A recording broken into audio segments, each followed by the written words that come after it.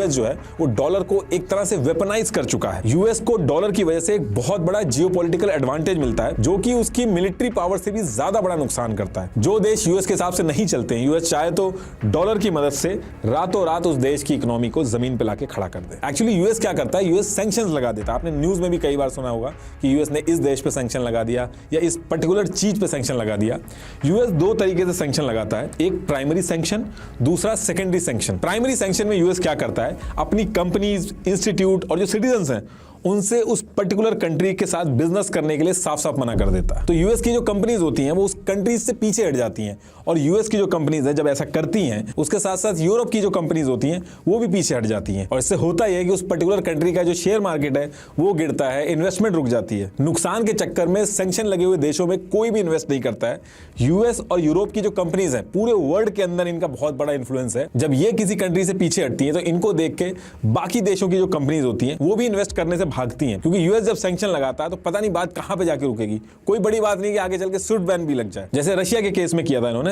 Russia को Swift network से बाहर कर दिया था अभी ये जो यूक्रेन वॉर हुई थी इस टाइम पे। और ऐसे केसेस में बड़ी से बड़ी कंट्री और उसकी कंपनीज जो होती हैं वो जमीन पे आके गिर जाती हैं, क्योंकि वो कंट्री हो और उसकी कंपनीज हो वो माल ही नहीं बेच पाती, और माल बेच भी दे तो पैसे ही ट्रांसफर नहीं हो पाता है। दूसरा यूएस क्या करता है, सेकेंडरी सैंक्शन लगाता है। जिस कंट्री के ऊपर सैंक्शन लगा हुआ है उस कंट्री से जो ट्रेड करेगा उस पे भी सैंक्शन लगता है। इसको सेकेंडरी सैंक्शन कहते हैं। तो इससे क्या होता है कि वो जो कंट्री है जिस पे सेकेंडरी सैंक्शन लगा हुआ है वो पूरे इंटरनेशनल ट्रेड से आइसोलेट हो जाती है, उसकी फंडिंग रुक जाती है। जैसे ईरान के ऊपर हुआ, इन्होंने सेकेंडरी सैंक्शन लगा दिया था ईरान के ऊपर।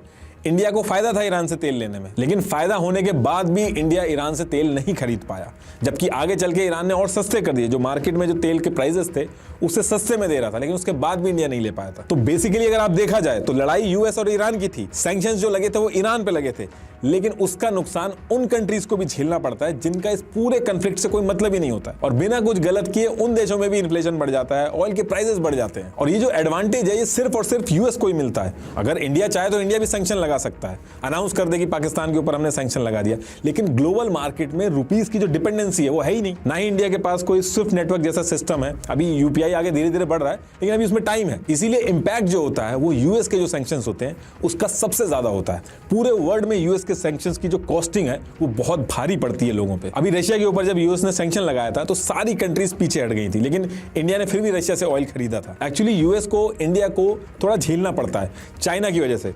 ऐसा इसलिए क्योंकि यूएस इंडिया को चाइना के काउंटर के लिए देखता है, इसलिए ज्यादा कुछ नहीं हुआ इंडिया के साथ। लेकिन अगर कोई और कंट्री ऐसा करती तो उसको दिक्कत में पड़ती। तो कहने का मतलब यह है कि यूएस की जो मिलिट्री पावर है उससे ज्यादा उसकी इकोनॉमिक पावर जो है वो दिक्कत देती है, और इस इकोनॉमिक पावर को अगर कोई वीक करने की कोशिश करता है तो इनकी मिलिट्री पावर निकल के आती है, और इस चीज का फिलहाल तो किसी के पास कोई सोल्यूशन नहीं है। लेकिन बाइडेन ने रशिया के ऊपर ये जो स्विफ्ट बैन लगाया अभी यूक्रेन वॉर पे, ये एक तरह से एक्सपर्ट का मानना है कि ये अपने पैर पे कुल्हाड़ी मारने जैसा ही है, क्योंकि इससे सिर्फ रशिया के ऊपर ही सैंक्शन नहीं लगे, बाकी सबका भी बहुत नुकसान हुआ। और यही रीजन है कि बाकी देश भी जो है वो ऑल्टरनेटिव ढूंढ रहे हैं इस पर्टिकुलर चीज का। पिछले कुछ महीने से बाकी देश भी इस सैंक्शन से परेशान होकर, जैसे चाइना, रशिया, अर्जेंटीना, ब्राजील से लेकर साउथ अफ्रीका तक, सब अपनी डॉलर के ऊपर जो डिपेंडेंसी है वो कम करने की कोशिश कर रहे हैं। पूरी तरीके से छोड़ना तो अभी पॉसिबल नहीं है, लेकिन कम करने की कोशिश कर रहे हैं, और न्यूज में इसको नाम दिया गया है डी डॉलराइजेशन। चाइना ने अपने यूएस के जो बॉन्ड है उनको कम कर दिया, उनको बेच दिया अभी फिलहाल में। इराक जो एक बहुत बड़ा ऑयल सप्लायर है उसने कहा हम युआन में ऑयल बेचेंगे। शंघाई कॉर्पोरेशन ऑर्गेनाइजेशन का भी स्टेटमेंट आया है कि वो लोकल करेंसी में ट्रेड बढ़ाएंगे। सऊदी और चाइना ने अपनी पहली ट्रांजैक्शन युआन में की, जिसकी वजह से यूएस काफी परेशान भी हुआ।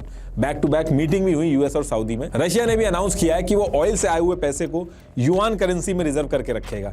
इंडिया, यूएई, इन्होंने भी एग्रीमेंट किया है कि हम अपनी करेंसी में ट्रेड करेंगे। लेकिन एक्सपर्ट्स का मानना है कि यूएस को इस तरीके से बाहर करना पॉसिबल नहीं है। ऐसा हर 10-15 साल में जब सारी कंट्रीज जोश में आती हैं तो करती हैं, लेकिन कुछ हो नहीं पाता। प्रैक्टिकली अगर देखा जाए तो एक युआन और दूसरा है ब्रिक्स शेयर्ड करेंसी, ये दोनों हैं जो डॉलर का ऑल्टरनेटिव बन के निकल सकती हैं, उसको कंपटीशन दे सकती हैं। देखिए ब्राजील, रशिया, इंडिया, चाइना और साउथ अफ्रीका, इन्होंने मिलकर ब्रिक्स बनाया है। नेक्स्ट ईयर में अभी और भी देश जुड़ेंगे। तो इसमें इन्होंने ये कहा है कि ब्रिक्स के जो देश हैं उनकी जो करेंसी है उन सबको मिला के ये एक डॉलर का ऑल्टरनेटिव बनाएंगे। जैसे अभी क्या होता है, आईएमएफ के अंदर एक एसडीआर होता है जिसमें ये होता है कि जो करेंसीज हैं उनकी वेटेज होती है, पॉइंट्स होते हैं। जैसे यूएस डॉलर का जो वेटेज है वो 43 है। इंपोर्ट, एक्सपोर्ट और ट्रेड पावर और बहुत सारी चीजें देख के पॉइंट मिलते हैं। ऐसी ब्रिक्स कंट्रीज कह रही हैं कि वो सारे देशों की करेंसी मिला के इसी वेटेज सिस्टम की तरह एक करेंसी बनाएंगे जिसका नाम रखेंगे ब्रिक्स करेंसी और बीटा का उसका सिंबल होगा। अब ऐसा हो पाएगा या नहीं हो पाएगा ये तो टाइम बताएगा, लेकिन फिलहाल के लिए यूएस डॉलर जो है